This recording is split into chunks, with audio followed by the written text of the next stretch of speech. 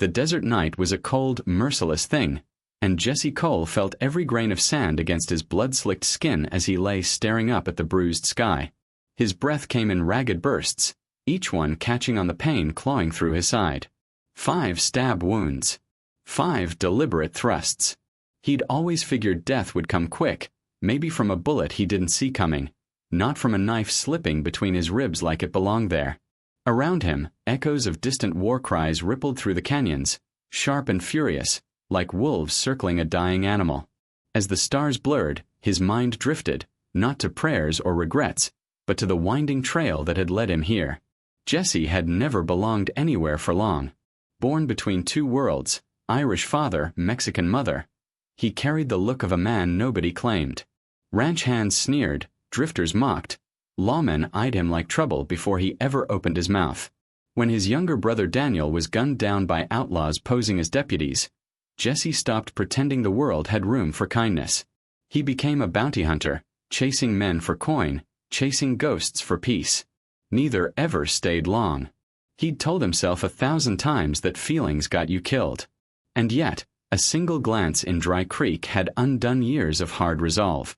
He'd ridden into town dusty and tired, meaning only to water his horse and fill his canteen. But talk travels fast in towns like Dry Creek. Over whiskey and bitter jokes, he overheard a group of bounty hunters boasting about a young Apache woman they'd captured. They planned to sell her to a fort commander who paid handsomely for hostels. They laughed like hyenas, and Jesse tried to laugh with them, but the sound caught in his throat. When he saw her, Tala, tied to a post outside the sheriff's office, her chin lifted high despite bruises darkening her cheek, something sharp and unspoken settled in his chest. He'd known men with broken spirits. She wasn't one of them. It should have ended there. He could have mounted his horse, left her fate to strangers, ridden toward the horizon like he always did. Instead, he found himself slipping through the shadows after midnight, boots soft in the dust, knife drawn, heartbeat hammering against the quiet. Torches flickered around the bounty hunter's camp. Horses shifted uneasily, sensing something their riders did not. Jesse moved like smoke, silent, quick, unsure whether he was rescuing her or damning them both. He cut the rope binding her wrists, and she turned, startled but fierce. Up close, her eyes were like obsidian, clear, unflinching. She didn't speak. She didn't have to. They almost made it out clean. Almost. A careless boot snapped a twig, a guard spun, and the camp exploded into chaos. Gunfire shattered the silence. Jesse shoved Tala onto his horse and vaulted behind her, firing backward as the animal lunged forward. Bullets tore through the night, sparking off rocks, sending echoes bouncing through the canyon like drumbeats. Tala clung to the saddle horn, refusing to look back, her braid whipping against Jesse's cheek as they fled under the fractured moon. The chase that followed was relentless. Hoofbeats thundered behind them, shouts rising like a storm. Jesse pushed the horse harder, the animal's breath coming in harsh bursts. Wind whipped sand into his eyes, stinging like needles. He leaned low, whispering to the horse, urging it on. The desert stretched endless and unforgiving before them, shadows deepening in every hollow. For a long while, Tala said nothing. Then, over the rush of wind, Jesse muttered, "You could at least say thank you before we both die." Her head snapped toward him, disbelief flickering into the faintest smile. It was brief, almost invisible, but it steadied him more than any prayer could have. She explained in halting English that she'd been captured while searching for herbs for her sister. Her village was scattered, her people hiding, and she'd expected to die alone. There was no fear in her voice, only determination. Jesse had spent years around men who cracked under far less. Something about her unshaken courage made his chest tighten. They stopped briefly at an abandoned mission as the sky began to pale at the edges. The horse was exhausted, and Jesse's shoulder burned where a bullet had grazed him during the escape. The mission's stone walls offered shelter, but little safety. Tala insisted on cleaning his wound with the few herbs she carried. Her hands were steady, efficient, and when he tried to make a joke, she only gave him a look that silenced him faster than any bullet. They shared a quiet moment in that crumbling ruin. He admitted, almost without realizing it, that he'd never saved anyone without expecting something in return. She regarded him for a long time, then said softly, "Maybe this time it's for your soul." The words unsettled him. He wasn't sure if he believed in souls anymore. Night fell again. The silence grew heavy, broken only by distant coyote calls and the rustle of wind through broken beams. Jesse tried to keep watch, but fatigue gnawed at him. Tala sat across the small fire, her eyes reflecting the flames, unreadable and strong. For the first time in years, Jesse felt something like trust blooming in his chest. Fragile, unexpected. That was when the knife slid between his ribs. It happened fast, a blur of motion behind him. Pain detonated through his body as he twisted, catching a glimpse of a familiar face, a bounty hunter who had trailed them through the night, patient as a shadow. The firelight flashed against the blade as it plunged again. Tala screamed. Jesse staggered forward, gun slipping from his fingers, vision spinning. The world narrowed to light, pain, and the sound of his heartbeat crashing like hooves on stone. He fell to the dusty floor, the ceiling spinning overhead. Tala's voice reached him, distant, desperate, and then even that faded beneath the rushing dark. He'd always wondered what dying felt like. He never imagined it would feel so quiet. The desert wind howled through the ruins as his eyes closed. Somewhere beyond, the night still burned with pursuit. The story, however, was far from finished. Jesse woke to the scent of smoke and wild sage. Light filtered in thin shafts across a stone ceiling, and his chest burned with every shallow breath. For a moment he wondered if he'd crossed into some afterlife, a limbo of pain and silence. Then he heard voices, soft, rhythmic, in a language he didn't understand.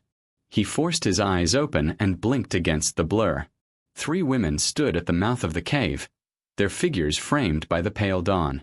Tala was there, alive, her dark eyes sharp as ever. Beside her stood 2 others who resembled her so strongly he knew without asking they were sisters. Confusion warred with relief. He should have been dead. He remembered the knife plunging again and again. Yet his wounds were bound in strips of hide, the edges stained with herbs that numbed his flesh and dulled the fever clawing at him. When he tried to speak, only a rasp emerged. Tala stepped forward, pressing a flask to his lips. The water was bitter with roots, but it steadied him. "You shouldn't be breathing," Jesse croaked. His attempted humor fell flat, but Tala allowed herself the faintest curl of a smile. "We don't let death take men so easily," she replied. The other 2 introduced themselves with quiet dignity. Nayeli, fierce-eyed and wary, and Sani, gentler but no less resolute. Their presence filled the cave with a weight Jesse couldn't name. He felt exposed beneath their gaze, like a man whose soul was being measured. By the time the sun was overhead, Jesse knew the truth. The bounty hunters hadn't been driven off. They would return, hungrier and angrier, certain of their prey. Tala explained that scouts had seen the gang gathering in greater numbers, planning to strike by sundown. The sisters had no thought of running. This land was theirs, carved from fire and blood, and they would defend it until nothing remained. Jesse wanted to argue, to tell them escape was their only chance. But the words died before they reached his tongue. He saw something in their eyes that stopped him, unyielding defiance, the same fire he'd glimpsed in Tala that first night. He realized then that his wandering life, his endless running, had been nothing but fear dressed as freedom. The sisters stood rooted in purpose, and he envied it.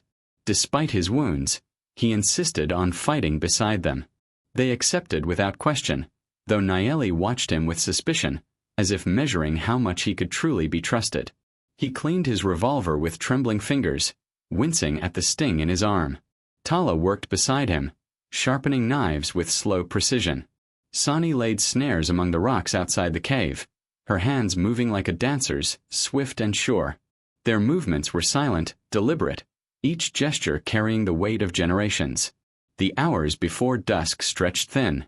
Jesse's thoughts drifted to Daniel, his brother lying cold in some forgotten dirt because Jesse hadn't been fast enough. He gripped the revolver tighter, jaw clenched. Maybe standing here with these women, facing down certain death, was the only way to settle that debt. When the sun dipped low, painting the canyon red, the riders came. Dust rose in a choking cloud as the bounty hunters thundered forward, rifles glinting in the fading light. Jesse's heart beat hard but steady. For the first time in years, he wasn't fighting for a purse or for pride. He was fighting for something that mattered. The battle erupted in a storm of noise. Arrows streaked from hidden perches, finding their marks with deadly precision. A rider toppled from his horse before his scream had even left his throat. Jesse fired, the revolver's kick sharp against his bandaged ribs. One man fell, then another. Horses shrieked, dust boiling under their hooves. Nayeli's trap snapped shut on a rider's leg, dragging him screaming into the rocks. Sani darted through shadows, slashing reins, sending mounts scattering in panic. Tala moved like a phantom, her blade flashing silver as she disarmed a gunman before he could raise his rifle. But the tide was relentless. More men pressed in, bullets ricocheting off stone. Jesse took a round through the arm and nearly dropped his weapon. He gritted his teeth, firing again, sweat stinging his eyes. And then he saw him, the betrayer, the one who had driven the knife into his flesh. Their gazes locked across the chaos, recognition burning hotter than any wound. The man charged, teeth bared, knife ready. Jesse stumbled to meet him, revolver empty, no time to reload. They collided in a blur of fists and steel. The fight was brutal, close, the kind of struggle where every second tasted like blood. Jesse caught a slash across his shoulder, pain flaring white. The man laughed, pressing harder. Jesse's strength faltered, his vision dimming, until Tala's voice cut through the roar. "Jesse!" Something flashed through the air, a knife spinning end over end. His hand closed around the hilt as if fate itself had placed it there. With a final burst, he drove it home, 5 quick thrusts, a grim mirror of the betrayal he'd suffered. The man collapsed, eyes wide with shock, dust swallowing him whole. Jesse staggered back, lungs burning, but there was no time to savor the victory. The canyon shuddered as a hidden powder keg ignited. Flames burst skyward, rocks collapsing in a thunderous wave. Smoke rolled over the battlefield, blinding friend and foe alike. The surviving bounty hunters broke, their courage shattering with the canyon walls. They fled into the desert, leaving the dead behind. Silence followed, heavy and final. Jesse dropped to his knees, every wound screaming, his chest heaving with the effort of drawing breath. Tala knelt beside him, pressing a hand to his shoulder.